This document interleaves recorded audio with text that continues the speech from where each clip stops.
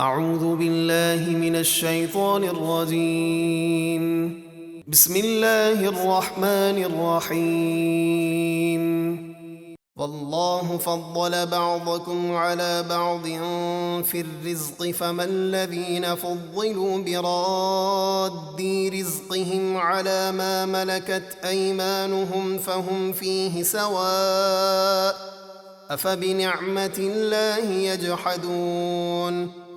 اور اللہ نے تم میں ایک کو دوسرے پر رزق میں زیادتی دی، تو جنہیں زیادتی دی گئی ہے وہ اپنا رزق اپنے غلاموں پر اس طرح تقسیم نہیں کریں گے کہ وہ سب آقا و غلام اس میں برابر ہو جائیں۔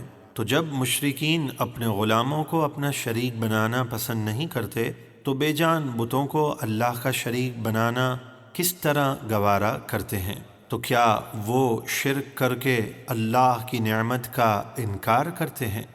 واللہ جعل لکم من انفسکم ازواجا وجعل لکم من ازواجکم بنین وحفدة ورزقکم من الطیبات افبالباطل یؤمنون وبنعمت اللہ هم یکفرون۔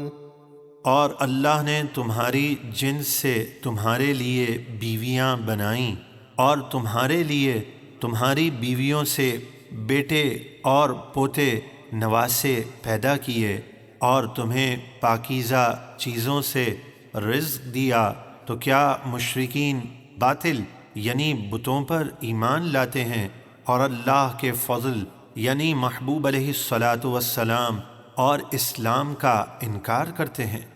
وَيَعْبُدُونَ مِن دُونِ اللَّهِ مَا لَا يَمْلِكُ لَهُمْ رِزْقًا مِّنَ السَّمَاوَاتِ وَالْأَرْضِ شَيْئًا وَلَا يَسْتَطِيعُونَ۔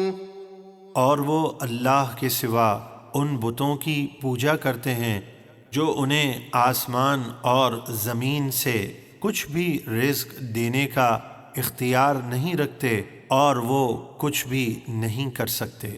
فلا تضربوا للہ الامثال ان اللہ يعلم وانتم لا تعلمون۔ تو تم کسی کو اللہ کی مثل نہ ٹھہراؤ، بے شک اللہ جانتا ہے اور تم نہیں جانتے۔ ضرب الله مثلا عبدا مملوكا لا يقدر على شيء ومن رزقناه منا رزقا حسنا فهو ينفق منه سرا وجهرا هل يستوون الحمد لله بل أكثرهم لا يعلمون۔ اللہ نے ایک غلام کی مثال بیان فرمائی جو کسی دوسرے شخص کی ملکیت میں ہے، وہ خود کسی چیز پر قدرت نہیں رکھتا، اور ایک وہ آزاد شخص ہے جسے ہم نے اپنی طرف سے اچھی روزی عطا فرمائی تو وہ اس میں سے پوشیدہ اور اعلانیہ جیسے چاہے خرچ کرتا ہے۔ کیا یہ آزاد اور غلام برابر ہو سکتے ہیں؟ ہرگز نہیں۔ تمام خوبیاں اللہ کے لیے ہیں، بلکہ ان میں اکثر اپنے انجام کو نہیں جانتے۔